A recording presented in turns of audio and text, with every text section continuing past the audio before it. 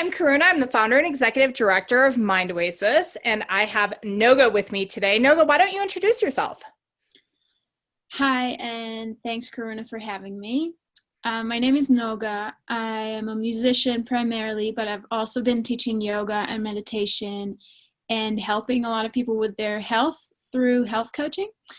And I'm in love with all the things yoga, and in a lot of Eastern traditions, yoga is not necessarily just the physical practice of it. So lots of different kinds of meditation, breath work, and the philosophy itself of the various Eastern traditions, from Hindu yoga to Tibetan Buddhism, and all these different things I've been studying over the years. And yeah. Very cool. So you're on my podcast, and it's called Meditation Happy Hour, Tea, Talk, and Truth with Karuna. We will hit all three areas. But before we go any further, I'd love to hear about your day so far. What have you been up to? My day so far has been pretty nice. It's around noon here. So what have I been up to? I got up. I did, sometimes I write in the morning, so I did some writing. I had my yoga and meditation practice. I had some breakfast, and then I guided one session of meditation for a group of folks that I'm leading. Oh. And then I got to work on some music, and now I'm talking to you. Very cool. Where in the world are you based? Well, where am I based? It's hard to tell right now. I've been in the temple of Zoom. So you are omniscient and all-knowing and all-being, but in the physical realm, where do we find you? Well, I've been based in New York, in Brooklyn, New York, the past 7 years. I'm originally from Israel, but I've been in New York the past 7 years. Right now, I'm sort of on a artist retreat in Colorado. Very cool. Very cool. I'm in the mountains of Colorado. I think we're only about maybe 45 minutes from one another. It's very cool. What kind of a musician are you? What's your jam? So I've been mostly working as a bass player for various artists. So I've been going on tour, recording, performing, both in New York and all over the US and Europe, and playing bass, electric bass. But I also write songs and work on my own music and I don't know. Yeah. Lots of titles: composer, songwriter, producer / yeah. Very cool. And did you grow up in Israel? Yes, I did.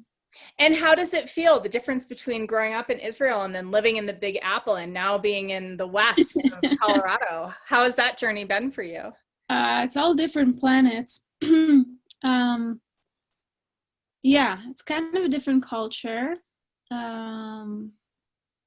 How has it been? How's life been?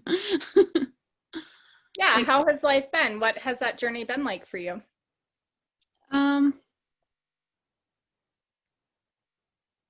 I can say that Colorado is a big change from New York City, which I'm loving right now because it's a really nice slowing down the pace of everything and being closer to nature, and a lot of things I was kind of missing when I was living in New York, and just being in that concrete jungle all these years. So it's really nice to be here, and really the closeness to nature is really, really supportive of my health and my well-being. So I'm really grateful for that. But New York was quite a ride in itself. Taught me a whole lot. I love New York City. There's no place like it. It kind of made me the musician that I am. It's where I have lots and lots of friends and incredible artists and everything. And you could be anything. You could do your thing. There's just like so much of everything. That's really, truly inspiring place to live in. Yeah. Yeah, it was really interesting to hear the softness of your voice when you started to talk about Colorado and about the nurturing nature of nature. That's really sweet. Yeah. It's really lovely here. So one of the reasons that we're talking today is because you are bringing a series to life on Mind Oasis. And right now we have the title as The Breath as a Bridge. I'd love to hear you talk a little bit about your relationship to the breath. So the breath is a bridge. I thought about it because I was thinking a lot recently about just the state of everything, from from this pandemic, a virus that is said to attack the lungs, and then everyone was in quarantine, and then the George Floyd murder happened, and with his words of "I can't breathe," and then all the fires raging here in Colorado and in California gets the sky really smoky, and all of these things together, I'm just thinking like, oh my God, this basic thing, the breath, we're so, I don't know, maybe not utilizing it to its fullest, not utilizing the potential of our bodies, the level of health that we can have. Like a lot of us are kind of like walking through life like with a little chronic this and a chronic that, and not fully bringing ourselves to the full potential of just physical health. And that's not even going beyond to like our mental abilities and our superpowers and everything. And so the breath is just a way to, tap into these endless reservoirs of energy, really building energy, healing. And yeah, it also kind of connects. Right now I'm thinking about, that big concept in Buddhism, but in many traditions of appreciating this life that we have, and realizing how precious this lifetime is, whether you believe in reincarnation or not. This specific existence that we have here as humans is very precious, and wanting to make the most out of it. And using all these breath work practices that anyone could do to really benefit all these different aspects of our lives, so that we could live a better life, so we can serve others. And yeah, wonderful. And so you mentioned superpowers. What kind of superpowers in your what superpowers do you see that we have as humans that we can tap into? Well, maybe superpowers is even like a misleading thing, because I think so many of the things that we discover through the practice, meditation, breath work, yoga, all types of energy work, and various healing modalities, are to kind of reclaim something that we already had, or we still have, and we just don't have access to. So it's kind of a reclaiming of it's not superpower, it's natural powers. It's like connecting with our intuition, right? Connecting with our heart, with our guts. So many times we have like certain instincts or inclinations that we don't really follow because we're a little bit out of touch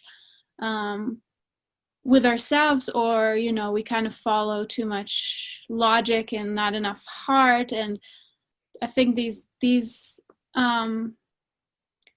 practices for me are really are helpful to get back to that sense of you have the answers within you. You have the power within you, whether if it's for healing or from getting yourself from point A to point B. Find it very helpful. Absolutely. I'm curious about what you've studied or who you've studied with. Like, what's your background? So my current degree is in music. But when it comes to what we're talking about, I'm certified to teach yoga. I have a few different certifications from Integral Yoga Institute and Hatha Yoga, and from Wake Up Yoga and Yin Yoga. And I studied some anatomy for yoga teachers with Ray Brown. And then I've been also a serious student of Tibetan Buddhism, and studied at 3 Jewels in New York. But they teach courses from ACI, which is Asian Classic Institutes. So they have about 15 or 18 courses that are really in depth, covering the entirety of the Buddhist doctrine, with all the practices and philosophies and everything that comes with it. And I've had lots of different teachers. I've sat on many meditation retreats, and Yeah, I've been fortunate to meet a lot of really wonderful teachers. The reason I'm smiling is because as I was listening to you, I thought, something sounds so familiar. And I study with Hector Law and have gone through ACI 1 through 15. And now I'm engaging in an intensive for 16 through 18 so that we can actually offer ACI courses on Mind Oasis. Oh, So wow. we share teachers in the Three Jewels lineage, which of course I bow at the feet of Hector Lass. So thank you so much for bringing Yeah, up the beautiful organization that he has tenured and tended to. yeah, Hector, incredible teacher, yeah. Yeah, good. Okay, so if somebody was going to come to your beautiful The Breath as a Bridge workshop or series, what could they expect? What are you guys going to do? So I like to get practical because I like these exercises to really, really just be useful and to people for people to really benefit from them. So a lot of it will just be experiential. We'll be practicing together. So I'll be sharing various breathing techniques that people could either take and do on their own or just do them weekly with me.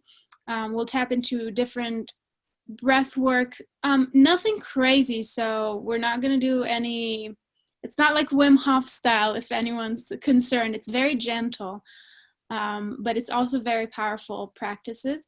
And together with the breath, we'll use some visualization and different concepts of things that we can do with our mind as we're breathing. And then I'll kind of slowly touch on how the breath is affecting all these layers of our existence, you know, from our physical health to our mental well-being and our emotional well-being and our energetic well-being and balance of all of these aspects. So, yeah. Noga, you strike me as this very thoughtful, well-integrated person. I'm really appreciating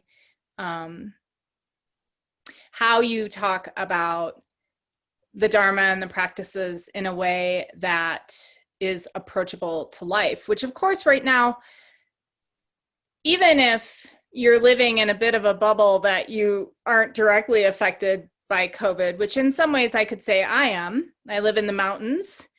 I don't have children. So my husband and I are able to just go down to the grocery store once in a blue moon, order lots of things online. And so we're not like really in the thick of it. But as I heard you talking about the breath, and I was just thinking about how most people are living right now, I would imagine that most of us are living up here. And for those of you who are listening, I have my two hands raised up really close to like my sternum. And as we know, our breath can flow throughout our entire body, right? But particularly all the way down into our pelvic floor. And so I guess my question to you is, do you feel that for someone who is really in the thick of it, that the practices you'll be sharing are accessible? Yes, definitely. And also not pretending like meditation is the solution for everything. This is not like, as opposed to getting the extra help you need. It's not as opposed to taking action in the world and making things happen and creating change.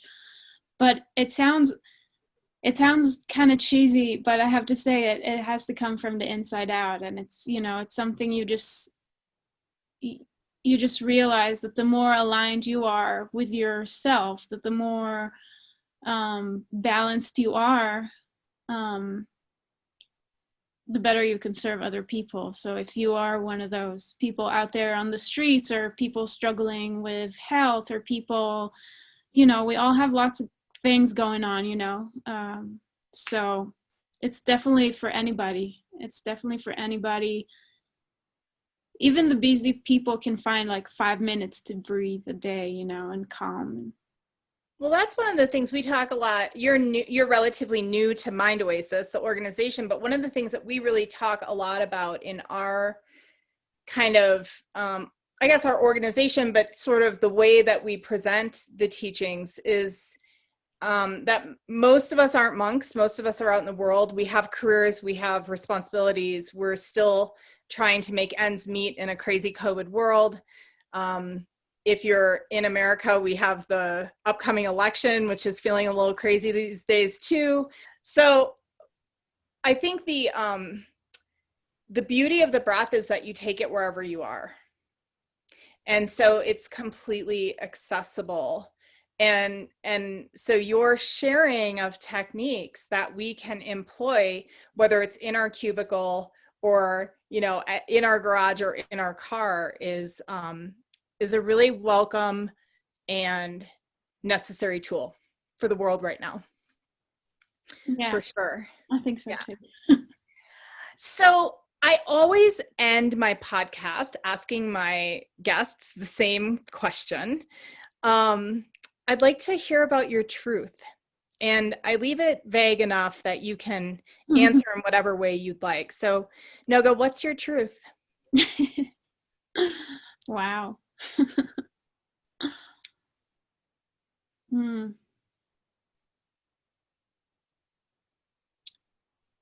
I can't say it's one thing.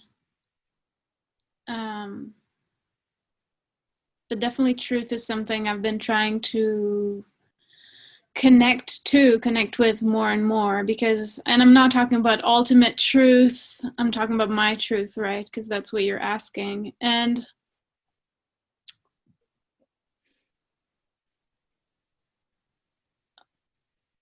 yeah, that's a hard one to answer with words, but I could definitely say that I'm in constant search of it, or in constant attempt to stay with it, to have it guide me, so that I feel like if I'm aligned with truth, that I'm acting out of a place of truth,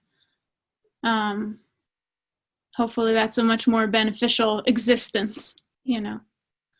So Noga, thank you so much for joining me. So you're coming on to Mind Oasis at mindoasis.org. You're going to teach, I think it's 4 weeks of the breath as a bridge. You're a highly qualified human because you connect with your breath to bring this to life. And this is going to be gentle breath work. And along the way, folks will learn a lot from you and get to delight in your personality, which is just really sweet and warm. So thank you so much for joining me. Thanks so much for having me, Karuna.